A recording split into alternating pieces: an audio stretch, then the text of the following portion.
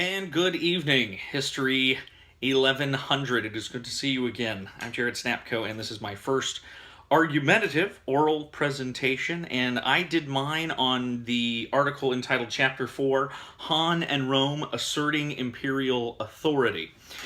Basically, the article discusses two empires, two of the greatest empires in the history of humanity. There is the Roman Empire, which we're all very aware of, and there's also the Han Dynasty, which is an ancient Chinese empire. Two of the greatest empires from both of those sides of the world, the East and the West. The first is the Romans, started essentially by Julius Caesar, followed up by his grandnephew Octavian, and they ruled for over 500 years. In the Western world, right at the turn between the Christian era and after the Christian era. And coincidentally, in Asia, around that same period in time, there was a ruler by the name of Qin Shi Huangdi.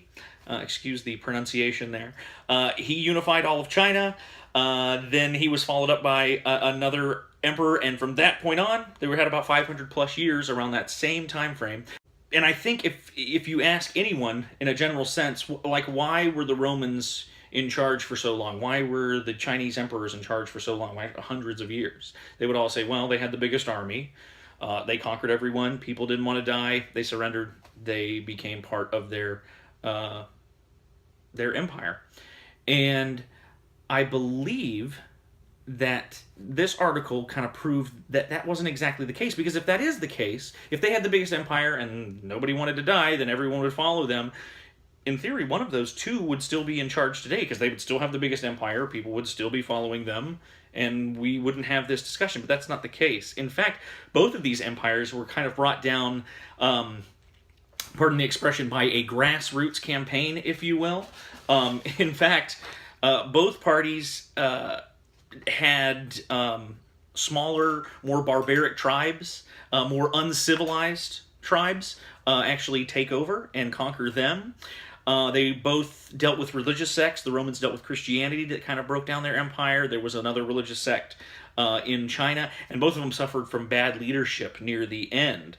But they did maintain rule for a long time, 500 plus years. In contrast, America's been around for a little over 200 years, but we've only been the most powerful nation in the world for, well, since 1945, 46, at the end of World War II. So that's really a drop in the bucket compared to how long these empires lasted. So my statement, my argument that I wanted to bring forward, that I found in the article, was that in contrast to popular beliefs that ancient imperial rule was only established through war, forced subjugation, and harsh violence, actually, ancient kings and emperors favored peace and stability through religious acceptance and benevolence to their subjects.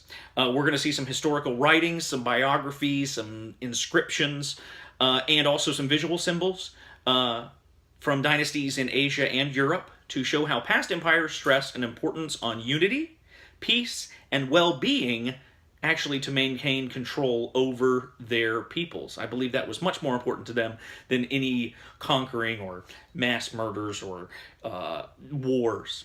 Those emperors realized that that was not how you maintain control over a large, or seemingly the entire world at their time. The first dynasty we're going to talk about is the Han Dynasty.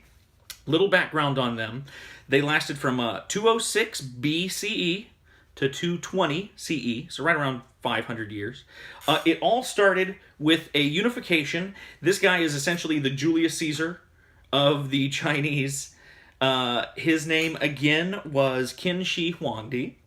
And essentially, China was a region or multiple regions of city-states or region-states that all believed that they had control of their own area to live, and then also they had control of other areas to live, so they were in a constant battle all the time between each other for power, land, resources.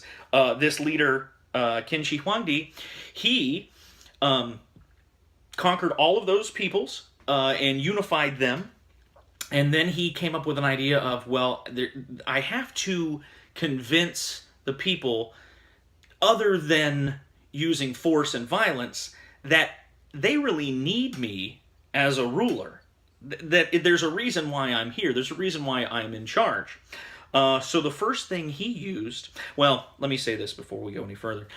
Eventually, he passed away before he saw this into fruition, but he had foresight. I believe it was one of his sons or relatives, after a period of turmoil, much like Julius Caesar, he passed away. A ruler by the name of Lubain, I believe that's how you pronounce that.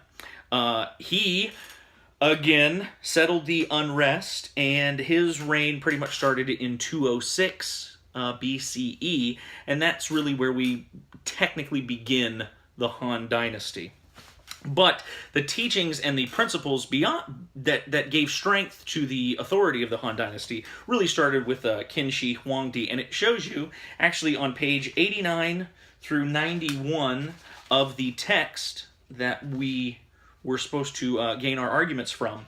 The first thing that he did in his biography is that he mentioned that he used force only to bring peace and to punish wrongdoers. So that's a good idea. If you're going to kill hundreds or thousands or tens of thousands of people, make sure that you use a good excuse like, well, it was just to bring peace, or it was just to punish the wrongdoers. In fact, it says here, I've raised troops to punish violence and chaos, and with the support of sacred power, with the support of sacred power, the kings have admitted their crimes, and all order is magnificently restored under heaven.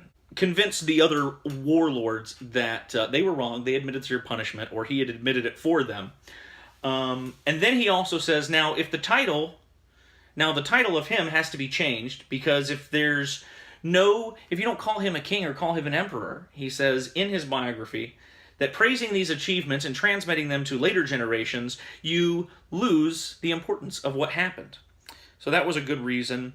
He also said that there will be, the way to maintain control in his biography is through rewards to those who follow him, and prosperity are going to secure control. In fact, it says here that if your sons and successful officials are richly rewarded from public revenues, that will be quite sufficient to secure easy control.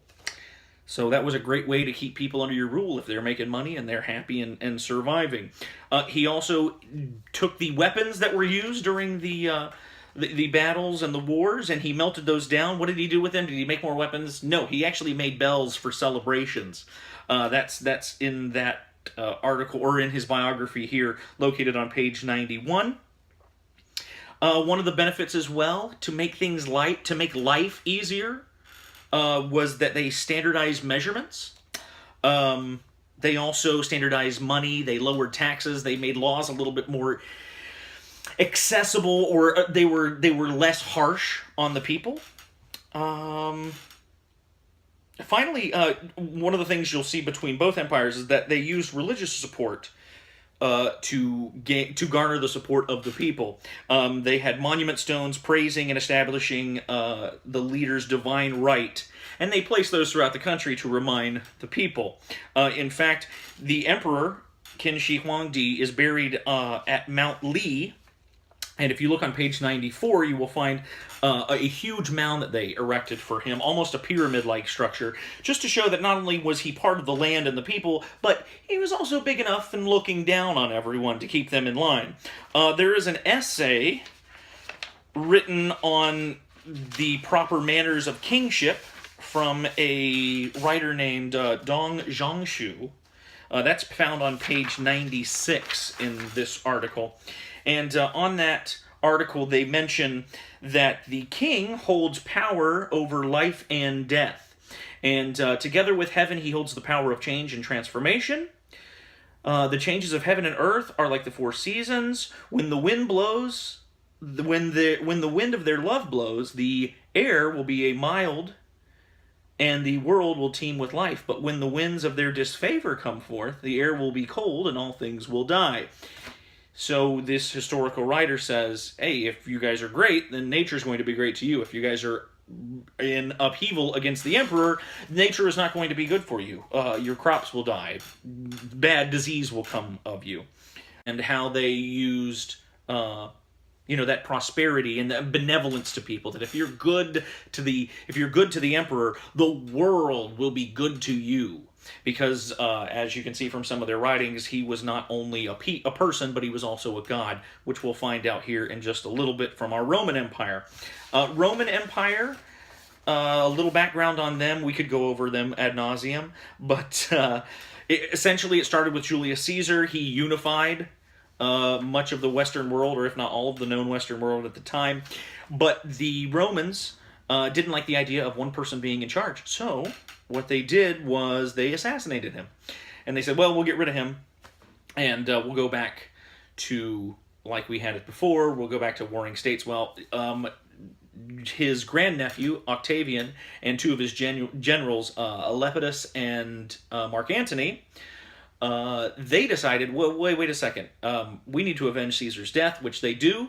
Mark Antony has the wild idea that, hey, he wants to become emperor now, along with his girlfriend Cleopatra, and Octavian says, no, I'm related to Caesar, I should be emperor. Lepidus decides to side with Octavian, and they destroy Mark Antony and his army there in Egypt. And that's where we start our 500-year rule, our empire, the classical Roman Empire that we all think. So what did Caesar do? Well, first of all, after he conquered Mark Antony, he came back and the Senate was like, hey, you've gotten rid of all the bad senators that disagreed with Caesar, so we're all on your team. Let's change your name from Octavian. Let's give you something a little more prestigious. So they named him Caesar Augustus, an emperor there. And so now, from henceforth, he'll be known as Augustus. As Augustus grows old, he wants to have people remember him for his achievements, the things that he did to unite Rome, why he was such a great guy. So he wrote a thing by himself. I'm sure he had some help, but he wrote a document called The Achievements of the Divine Augustine. And that can be found on page 97 through 100 here in the article. Essentially, some of the things that he brought up of how he maintained his rule is that he was approved by the Senate or the people. That like our Chinese counterpart, he only used force to bring the empire out of tyrannical rule. He wasn't a tyrant himself. He was taking people out of tyrannical rule. It also mentions in his achievements that he didn't kill everyone.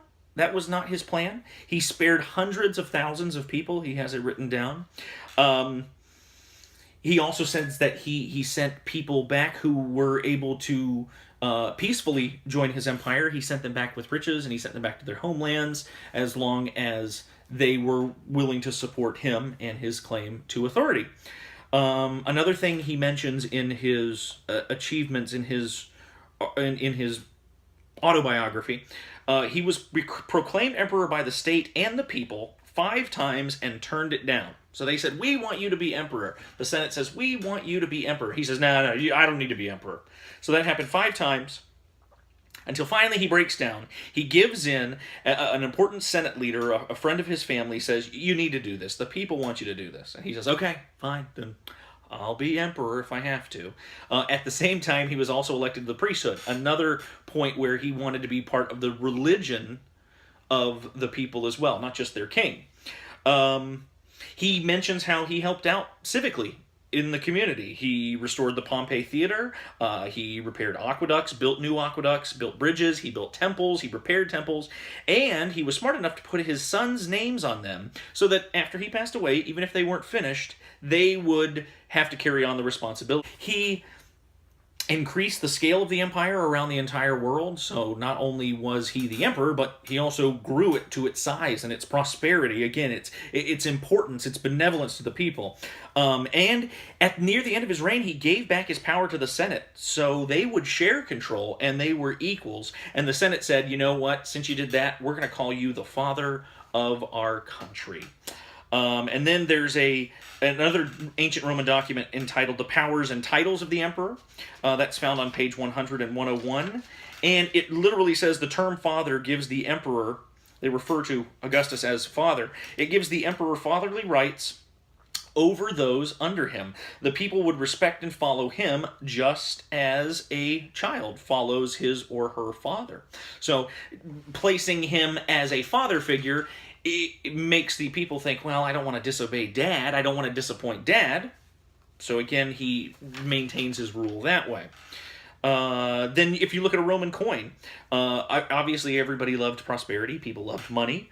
They used coins all the time. The money displayed the emperor's titles. It reminded them where their wealth and their prosperity resides. There is a temple inscription in Myra Lycia, I believe that's how you say it. It's in Asia Minor today, found on page 105, and it has religious proof of the emperor's titles in this temple.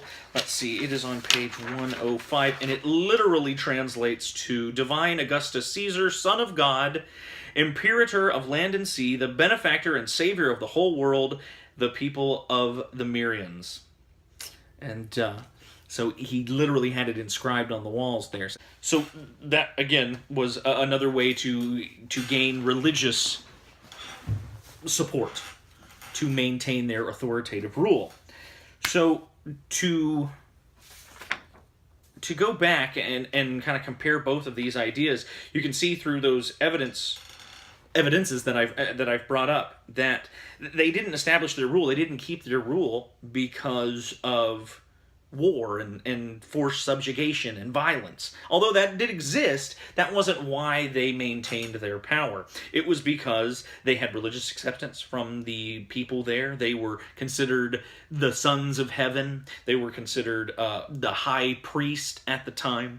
And then also benevolence, prosperity, that all came from the emperor. It came from the king. It came from the ruler at the time. And people realized that that's, well, they were made to realize that's where their prosperity benefited from. So you can see through those historical writings. You can also look back on some of the artifacts from history that shows the importance of unity, peace, and well-being.